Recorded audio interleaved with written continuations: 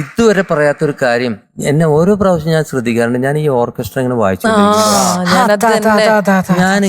എന്റെ എല്ലാം സാറ് നിങ്ങൾ പറയുന്നതല്ല ഞാൻ പറയാൻ പറഞ്ഞോളൂ. ഇത് എങ്ങനെ ഇത്രയും പെർഫെക്റ്റ് ആയിട്ട്, അതായത് റെക്കോർഡിൽ കേൾക്കുന്നതിനേക്കാൾ നല്ല ഇവർ വായിക്കുന്നുണ്ട്. അതിനെ കുറിച്ചല്ല പറയുന്നത്. നമ്മുടെ കാതുകളിൽ കേൾപ്പിക്കുന്ന ഒരു വ്യക്തി ഉണ്ടല്ലോ എന്റെ പിന്നില്.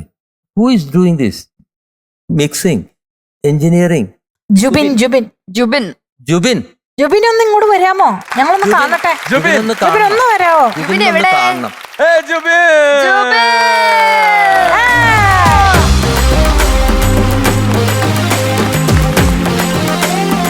ഞാൻ എവിടുന്ന് എത്ര ഓർക്കസ്ട്ര വായിക്കുന്നുണ്ട്, എന്തൊക്കെ വായിക്കുന്നുണ്ട്, അവരെല്ലാ നോട്ടുകളും വായിക്കുന്നുണ്ട്. പക്ഷെ അത് സാധാരണ നമ്മൾ ഓർക്കസ്ട്രയിലായാലും ഈവൻ റെക്കോർഡിങ്ങിൽ പോലും ബാലൻസിങ് എന്ന് പറയുന്ന ഒരു സാധനം ഉണ്ടല്ലോ.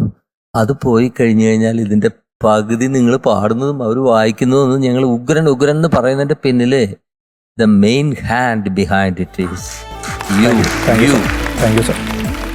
ആ പണി എന്താണെന്ന് എനിക്കറിയാം. It's so tough.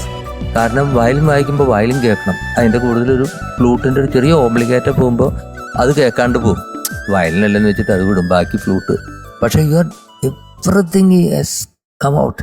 അത് ഓരോ പാട്ടിനും you are planning for that. എനിക്ക് അതറിയാൻ വേണ്ടിയിട്ടാണ്. ടിജോ ഇല്ലേ സാറേ? ടിജോയുടെ ചീഫ് എഞ്ചിനീയർ ഉണ്ട് സാർ, ടിജോ. എല്ലാ പാട്ടിനും പ്ലാൻ ചെയ്യുന്നല്ലേ? എല്ലാത്തിനും പ്ലാൻ ടൈമിൽ പ്ലാൻ ചെയ്യാറുണ്ട്. യെസ്. ഈ ഹാർഡ് വർക്കും സിൻസിയറിറ്റിയും അതിനോടുള്ള ഡെഡിക്കേഷൻ ഉണ്ടെങ്കിൽ ഷോ നന്നാവും.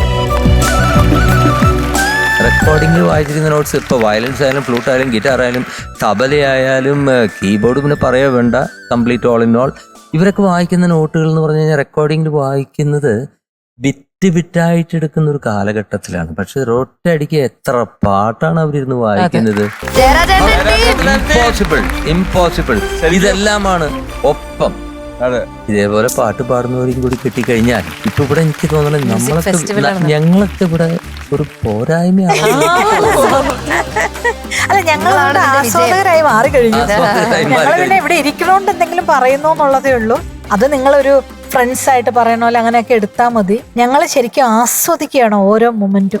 എനിക്ക് നേരെ തിരിച്ചാണ്. എനിക്ക് ഈ പറഞ്ഞ പോലെ ആസ്വദിക്കുന്നതിന്റെ കൂട്ടത്തില് എനിക്ക് പ്രിവിലേജ്ഡ് ആയിട്ട് തോന്നണത് ഇവരുടെ കൂടെ ഇരിക്കുക. ഔസേപ്പച്ചൻ സാറ്, പിന്നി ചേച്ചി, ഇവര് നമ്മുടെ കണ്ടസ്റ്റൻസിനെ പറ്റി പറഞ്ഞു. ഒന്നിനൊന്നും മെച്ചമായ കണ്ടസ്റ്റൻസ്. അവരുടെ പാട്ട് കൊണ്ട് മാത്രം സാറ് പറയായിരുന്നു ഈ ഷോ ഹിറ്റാകും. അത് മാത്രല്ല, ഇവരെ എല്ലാം കണ്ട ഒരേപോലെ ഇരിക്കുന്നു. തോന്നിയിട്ടുണ്ടോ? ആദ്യത്തെ 2 ദിവസം, പിന്നെ 3ാമത്തെ ദിവസം തൊട്ട് ഓക്കെ. അദ്ദേഹത്തിന് നമുക്ക് അടുത്ത പ്രാവശ്യം വിളിക്കാം. പാട്ടിനെ കുറിച്ച് നമുക്കൊക്കെ വല്ല വാക്കൊക്കെ തെറ്റുവാണെങ്കിൽ ജുബി വാക്കുകൾ ഇട്ട് തന്നെ ഞങ്ങളെ സഹായിക്കാറുണ്ട്. ജുബിൻ എല്ലായിടത്തും ജുബിന്റെ കൈകൾ എത്താറുണ്ട്.